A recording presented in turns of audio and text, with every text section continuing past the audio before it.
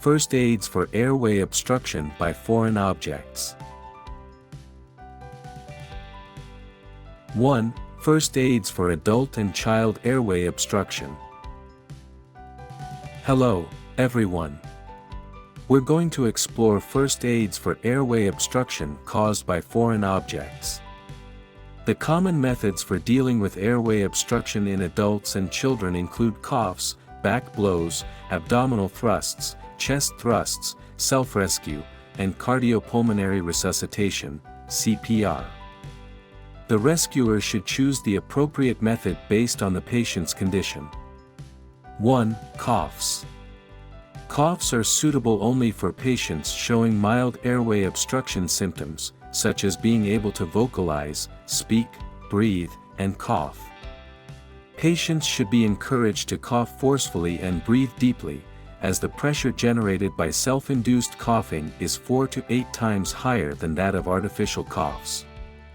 The rescuer should continuously monitor the patient's condition. If mild airway obstruction persists or worsens to severe obstruction, the rescuer should provide immediate assistance and activate the emergency response system. 2. Back blows. If the patient shows signs of severe airway obstruction but remains conscious, call 120 for emergency services and perform back blows. The procedure is as follows. 1. The rescuer stands behind and slightly to the side of the patient. 2. Support the patient's torso with one hand and have them lean forward with their head lowered and mouth open. 3. Use the heel of the other hand. Deliver forceful blows between the patient's shoulder blades 5 times, utilizing great force to dislodge any foreign objects.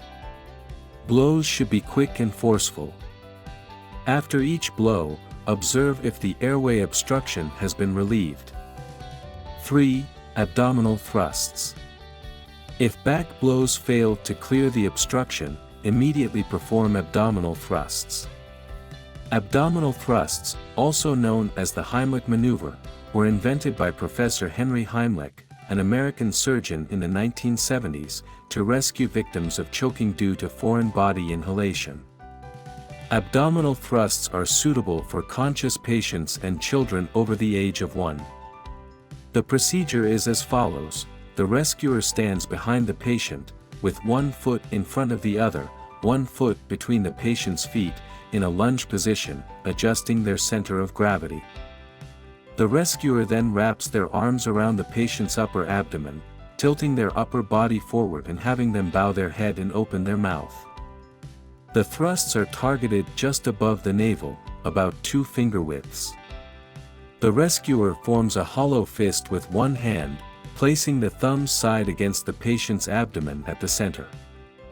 The other hand grasps this fist tightly and forcefully thrusts inward and upward into the abdomen 5 times.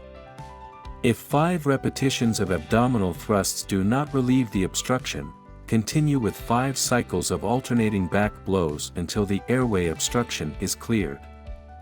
4. Chest thrusts. Chest thrusts are suitable for obese patients or pregnant women who cannot undergo abdominal thrusts. The procedure is as follows. The patient should be standing or sitting, and the rescuer stands behind them, wrapping their arms around the patient, and targets the middle to lower part of the sternum for the thrusts.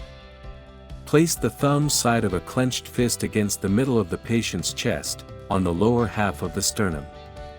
Grasp this fist with the other hand. Deliver 5 quick inward and upward thrusts. Note, chest thrusts are similar to chest compressions in CPR but are performed more vigorously and with a slower rhythm, with noticeable pauses between thrusts. 5. Self-rescue. If you are the victim and alone, you can self-rescue using the following methods. Make a fist with one hand and place the other hand over it.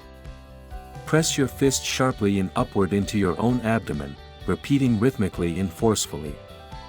Alternatively, bend over slightly and press your upper abdomen against a firm object such as the edge of a table, chair back, or railing. Quickly thrust your abdomen against the object. Repeat several times until the foreign object is expelled. 6. Cardiopulmonary resuscitation, CPR. CPR is indicated for unconscious patients. The rescuer should closely monitor the patient's condition. If the patient loses consciousness, exhibits no carotid pulse, or stops breathing, the rescuer should stop trying to remove the obstruction and immediately start CPR. 2. First aids for infant airway obstruction. Common first aids for infant airway obstruction include back blows and chest thrusts. The rescuer should choose the appropriate method based on the patient's condition. 1. Back blows.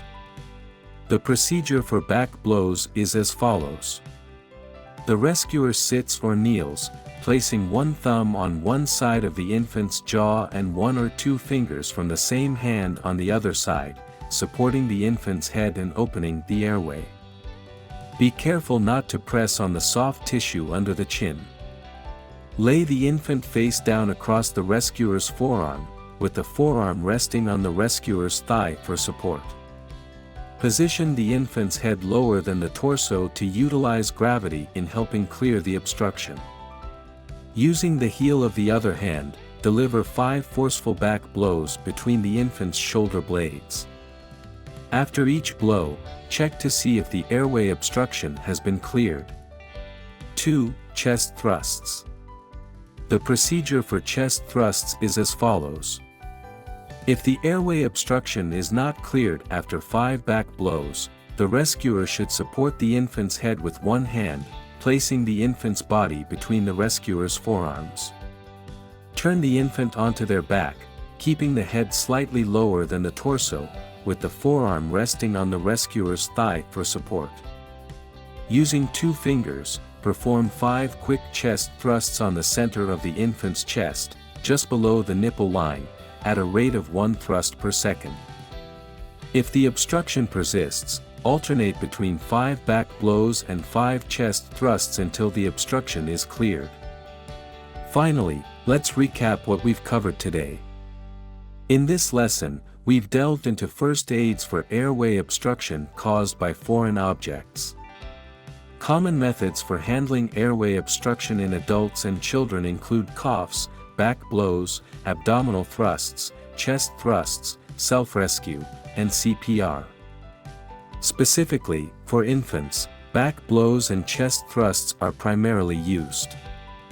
Through this lesson, you have gained proficiency in these first aid techniques, equipping you with the ability to manage airway obstruction emergencies effectively.